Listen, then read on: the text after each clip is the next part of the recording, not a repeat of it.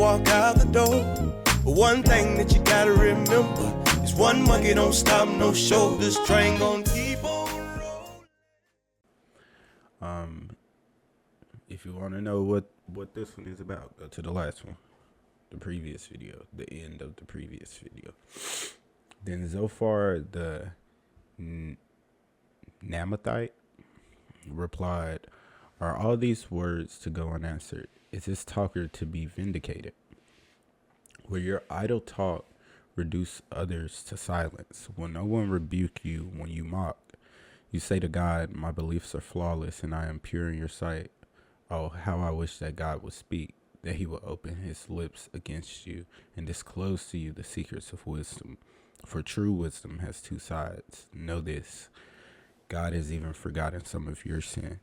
Can you fathom the mysteries of God? Can you probe the limits of the Almighty? They are higher than the heavens above. What can you do? They are deeper than the depths below. What can you know? Their measure is longer than the earth and wider than the sea. If he comes along and confines you in prison and convenes a court, who can oppose him? Surely he recognizes deceivers, and when he sees evil, he does not take note.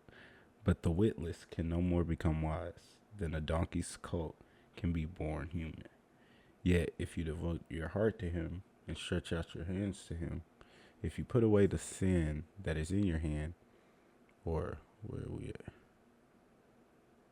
Dang. If you put away the sin that is in your hand and allow no evil to dwell in your tent, then free of fault, you will lift up your face.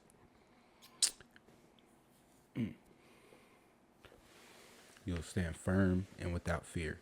You will surely forget your trouble, recalling it only as waters gone by. Life will be brighter than noonday, and darkness will become like morning. You will be secure because there is hope. You will look about you and take your rest in safety. You will lie down with no one to make you afraid, and many will court your favor. But the odds of the wicked will fail, and escape will elude them. Their hope will become a dying gasp." Then Job replied to, what's his name? I wish I could make this more interesting, like, I kind of don't know how other than to read it, and I mean, in reading it, I'm getting a lot from it, so I'm just kind of doing what I want to do. But if you got suggestions on like how to make it more interactive for y'all, or for like the YouTube videos, if anybody watching it on YouTube, then let me know. I mean, I'm on my knees right now.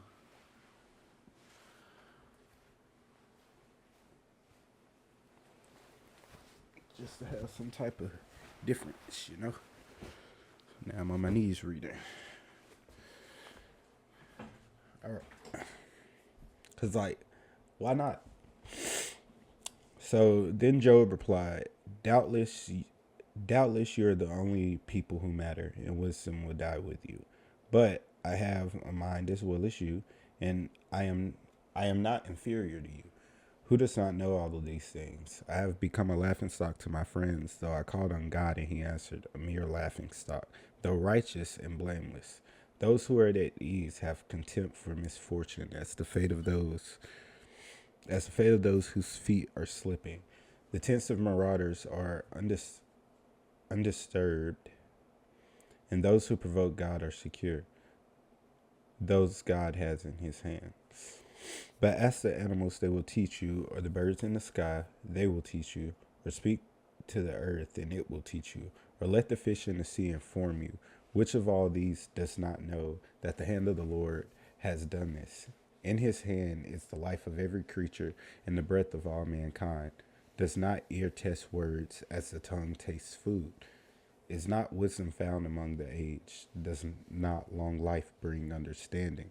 To God belong wisdom and power, counsel and understanding are his. What he tears down cannot be rebuilt. Those he imprisons cannot be released. If he holds back the waters, there is drought. If he lets them loose, they devastate the land.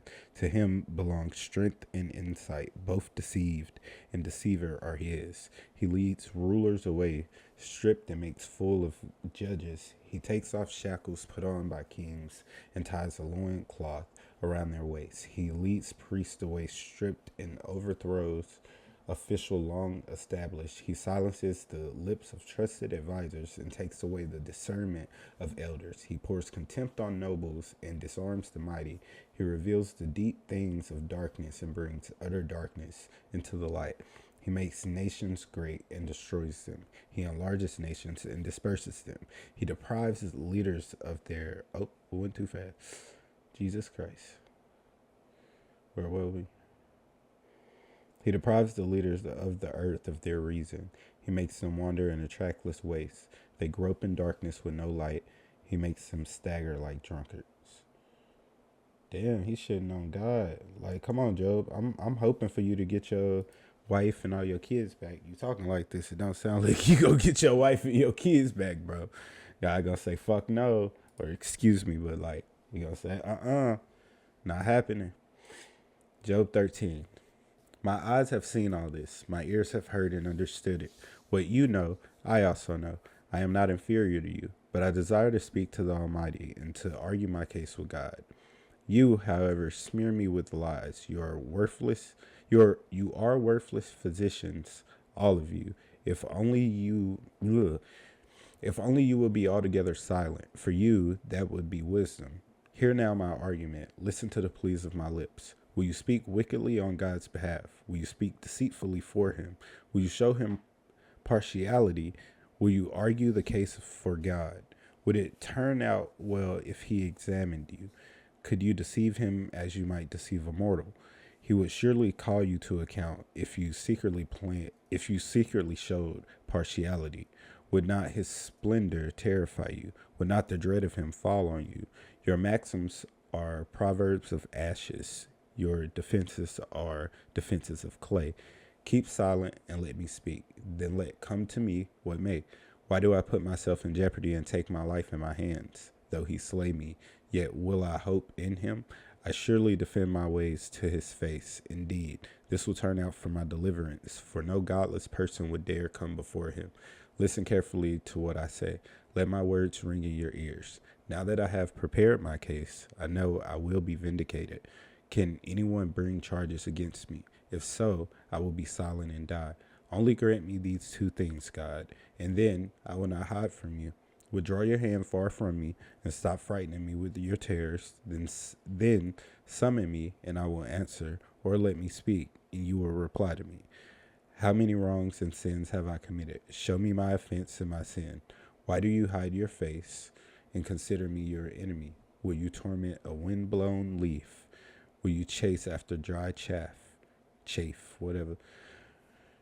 For you write down bitter things against me and make me reap the sins of my youth. You fasten my feet in shackles. You keep close watch on all of my paths, but putting marks on the soles of my feet. So man wastes away like something rotting, like a garment eaten by moths.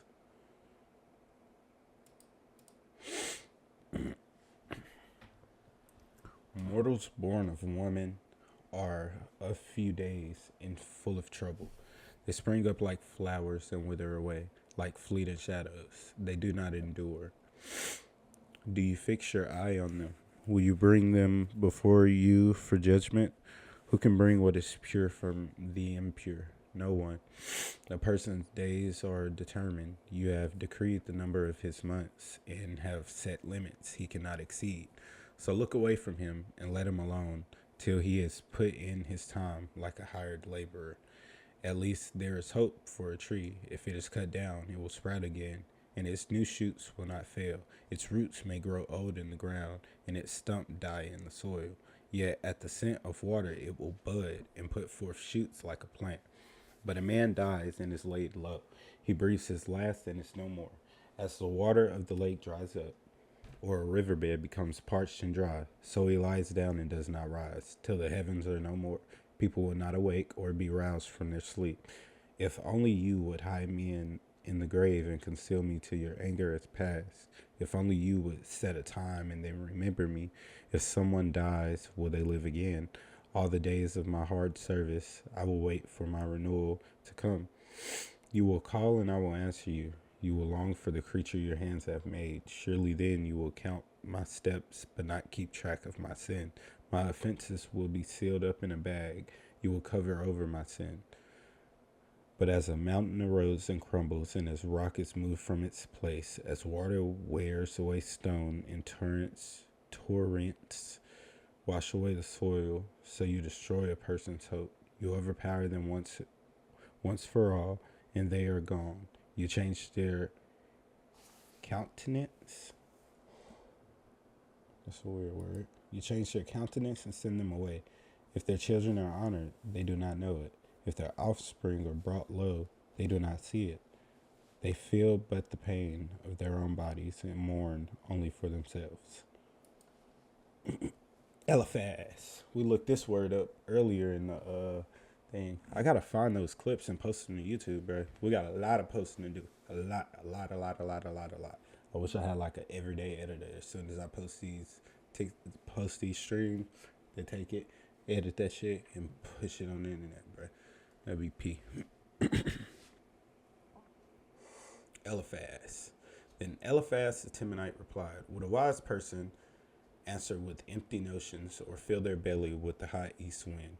Would they argue with useless words, with speeches that have no value? But you even undermine I think it was pronounced piety. We're going to say piety. But you even undermine piety and hinder devotion to God. Your sin prompts your mouth. You adopt the tongue of the crafty. Your own mouth condemns you, not mine. Your own lips testify against you. Are you the first man ever born? Were you brought forth before the hills? Do you listen in on God's counsel? Do you have a monopoly on wisdom? What do you know? What do you know that we do not know? What insights do you have that we do not have? The gray-haired and the aged are on our side. Are on our side, men even older than your father. Are God's consolations not enough for you? Words spoken gently to you. Why has your heart carried you away? And why do your eyes flash? So that you vent your rage against God and pour out such words from your mouth. What are mortals that they could be pure, or those born of woman that they could be righteous? If God places no trust in his holy ones, if even the heavens are not pure in his eyes, how much less mortals who are vile and corrupt, who drink up evil like water? Listen to me, I will explain to you. Let me tell you what I've seen, what the wise have declared, hiding nothing received from the ancestors to whom alone the land was given when no foreigners moved among them. All his days the wicked man suffers torment, the ruthless man through all the years stored up for him.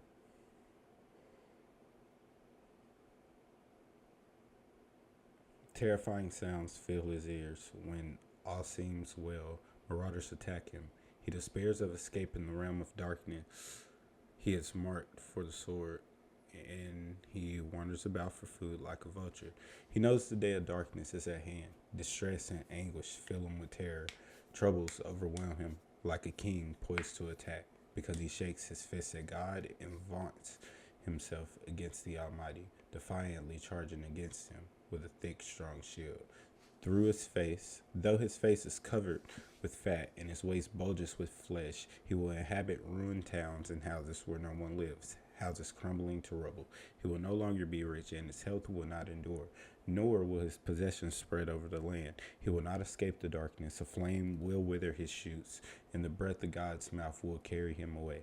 Let him not deceive himself by trusting what is worthless, for he will get nothing in return. Before his time, he will wither, and his branches will not flourish. He will be like a vine, stripped of its unripe grapes, like an olive tree shedding its blossom. For the company of the godless will be barren, and fire will consume the tents of those who love bribes.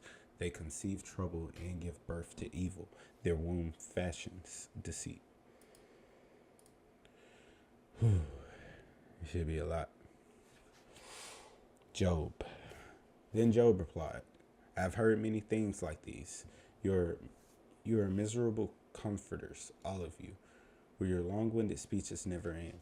What ails you that keep on arguing? I could also speak like you. If you were in my place, I could make fine speeches against you and shake my head at you, but my mouth would encourage you. Comfort from my lips would bring you relief. Yet if I speak, my pain is not relieved, and if I refrain, it does not go away. Surely, God, you have worn me out.